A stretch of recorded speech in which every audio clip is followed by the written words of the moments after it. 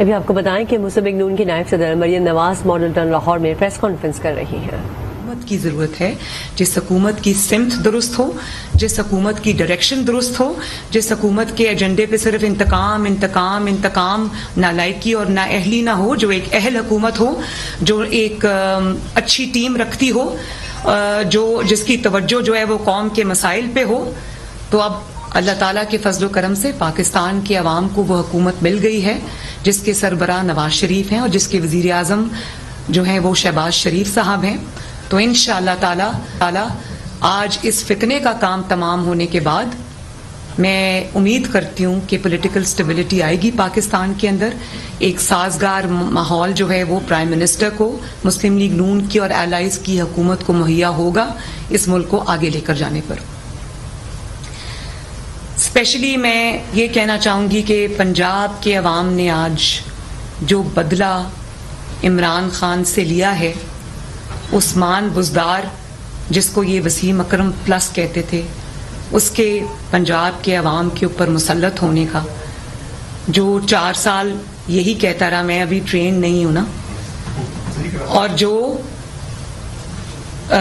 فرا گوگی کے ذریعے پنجاب کو لوٹا گیا، پنجاب کے عوام کے حق پہ ڈاکہ ڈالا گیا، پنجاب کی بیوروکریسی، پنجاب کی جو پولیس ہے، پنجاب کے جتنے بھی چاہے وہ ٹاپ سے لے کے باٹم تک تبادلے ہوں، وہ کروڑوں روپیہ لے کر جو ہوتے رہے، فرا گوگی کراتی رہی، جس کے پیسے بنی گالا جاتے رہے. تو پنجاب نے اپنا مینڈیٹ چھیننے کا، جو نواز شریف اور شہباز شریف کا مینڈیٹ تھا، پاکستان مسلم لیگ نون کا مینڈیٹ تھا، شیر کا مینڈیٹ تھا، وہ مینڈیٹ چھیننے کا بدلہ آج پنجاب نے عمران خان سے چکتا کیا. فرا گوگی کو عوام پنجاب کے 12 کروڑ عوام کے سر پہ مسلط کرنے کا بدلہ آج پنجاب نے لیا. عثمان بزدار جیسے نالائق شخص کو ڈمی چیف منسٹر بٹھا کے پنجاب کی بربادی کا بدلہ آج پنجاب کے عوام نے لیا.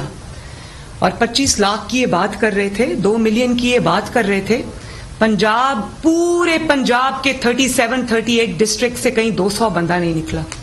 تو رانا صاحب نے تو بالکل ٹھیک کہا کہ مجھے افسوس ہوا ہے کہ میں نے آج اتنی ڈپلائمنٹ کیوں کر دی، کیونکہ انہوں نے ایک ہوا بنایا ہوا تھا کہ پتہ نہیں پاکستان ان کے ساتھ ہے، پاکستان کے عوام ان کے ساتھ ہیں، پاکستان کے عوام کھڑے ہو گئے ہیں.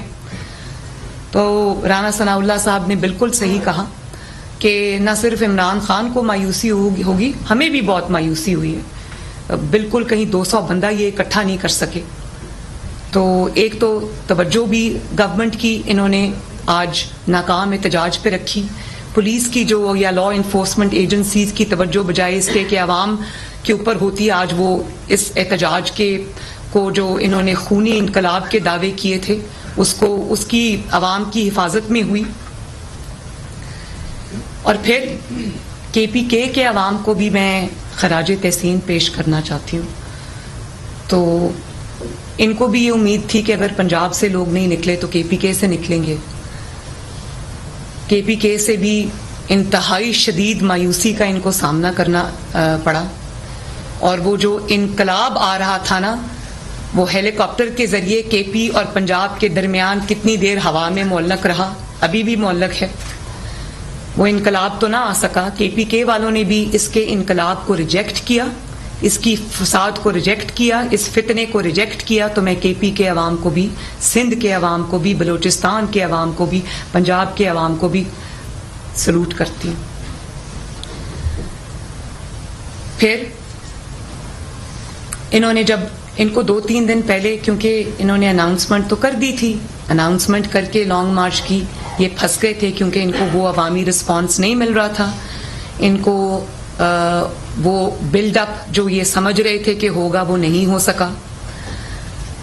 تو انہوں نے پھر گورنمنٹ کو اپروچ کرنا شروع کیا.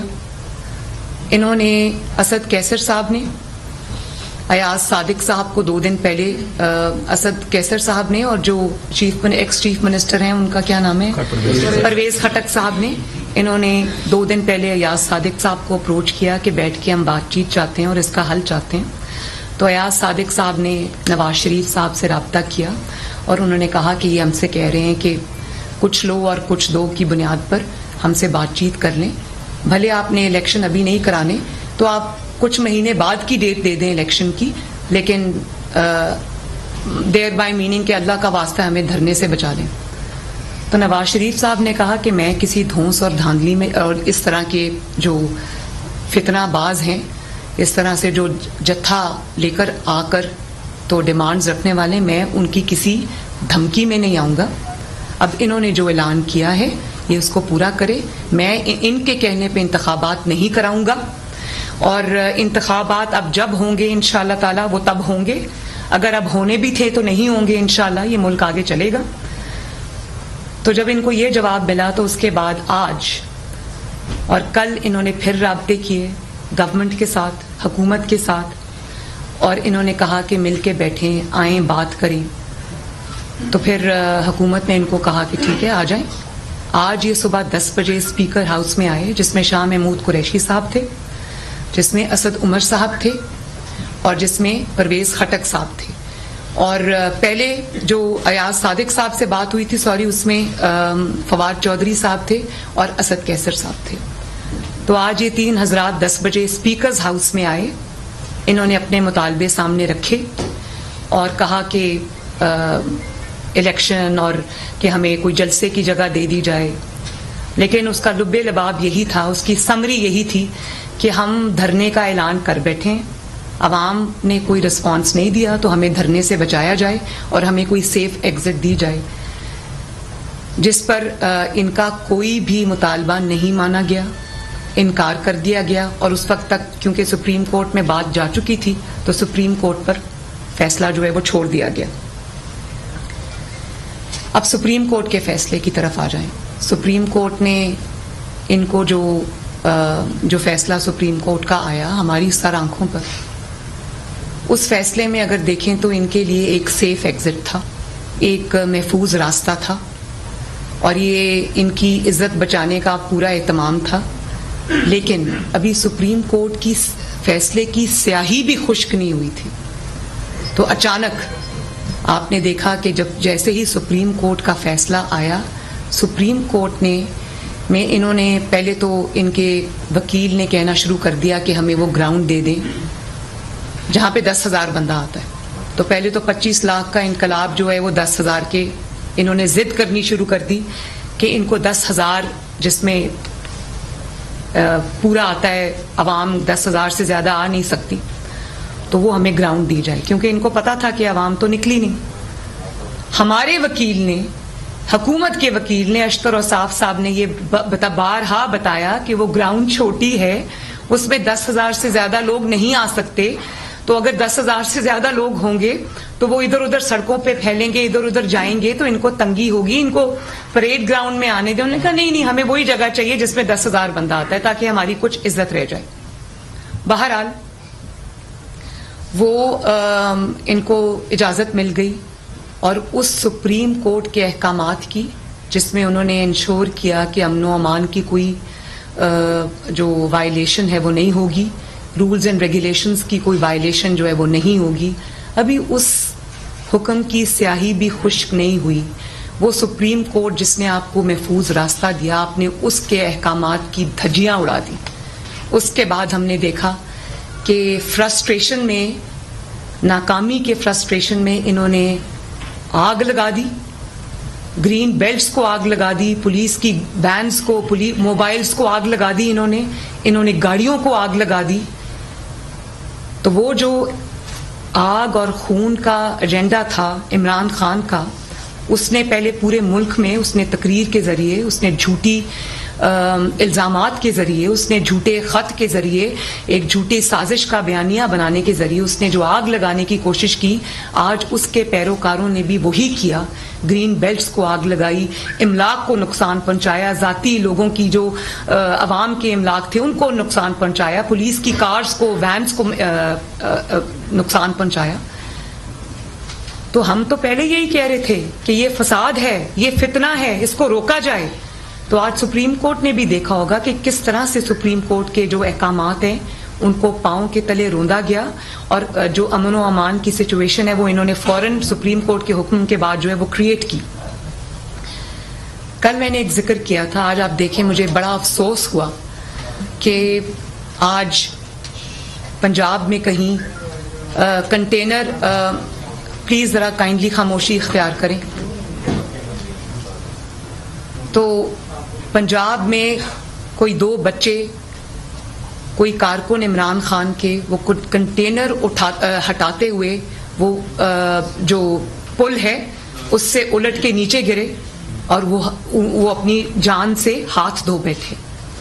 تو مجھے آج پھر یقین مانے بطور ماں یہ خیال آیا کہ عمران خان کے بچے لندن میں سیف اینڈ ساؤنڈ بیٹھے, لندن میں حفاظتی دیواروں کے پیچھے ہیں, ان کو نہ کوئی جان کا خطرہ ہے نہ کچھ, اور یہاں قوم کے بچے عمران خان نے مروا دیے, ماؤں کے جگر گوشوں کو اس نے مروا دیا اپنی کرسی کی ہوس کی خاطر.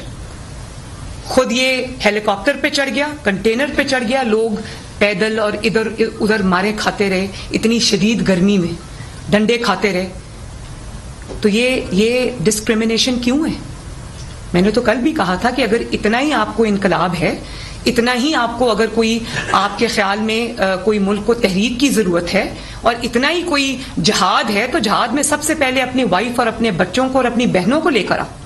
لوگوں کے بچے, لوگوں کی بہنیں, لوگوں کی بچے آپ نے, یا لوگوں کی جو اولادیں ہیں ان کو آپ نے خطرے میں کیوں ڈالا؟ ان کی جانیں آپ نے کیوں لی؟ لا انفورسمنٹ ایجنسیز کے بچوں کی جانیں آپ نے کیوں, ان کے جوانوں کی جانیں آپ نے کیوں خطرے میں ڈالی؟ تو آپ کا کیا خیال تھا کہ آپ یہ منافقت کریں گے, لوگوں کو یہاں پر بھاشن دیں گے آزادی کا, لوگوں کو آپ بھاشن دیں گے کہ میرے ساتھ نکلو اور یہ تحریک بناؤ, گوگی بچاؤ تحریک میں شامل ہو جاؤ, اور اپنے بچوں کو آپ محفوظ مقام پر منتقل کریں گے, خود آپ ہیلی کاپٹر پہ چڑھ جائیں گے تو لوگ آپ کی کال پہ باہر نکلیں گے؟ کیوں نکلیں گے لوگ آپ کی کال پہ باہر؟ وہ آپ کی انا کا, آپ کی کرسی سے محبت کا, آپ کی تکلیف کا جو آپ کو کرسی جانے پہ ہوئی ہے, اس کا ایندھن بننے سے قوم نے انکار کر دیا ہے, اور بہت اچھا فیصلہ کیا ہے قوم نے.